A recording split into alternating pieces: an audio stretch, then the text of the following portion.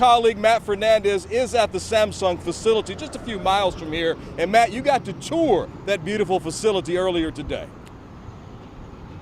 Brian, I did a big announcement here with Samsung officials and the White House. We heard from the CEO of Samsung, county officials, and federal officials. We got a tour inside, as Brian mentioned, of the Samsung facility here on FM 973, and we saw the cranes and workers as construction continues here. As Brian mentioned, President Biden has signed the CHIPS and Science Act.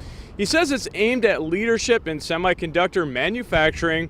Up to $6.4 billion in CHIPS funding is coming to the Samsung, which will help train and develop a workforce here in Texas. And Samsung will expand the company's total investment to more than $40 billion. It's expected to be one of the largest economic development projects in Texas history and possibly one of the biggest in the U.S.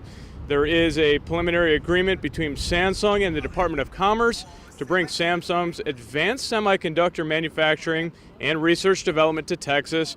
Here's what Judge Bill Gravel had to say about the announcement. We also heard from Samsung's CEO. We are not just expanding production facilities.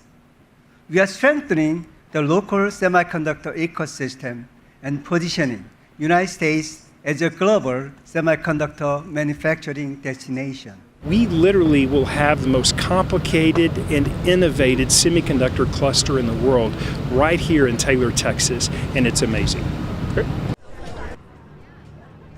The site sits here on 1,200 acres of land, and it will include an advanced packaging facility, a research and development center, and a second fabrication plant. And pretty incredible, this plant is going to be made up of 2.6 billion pounds of concrete.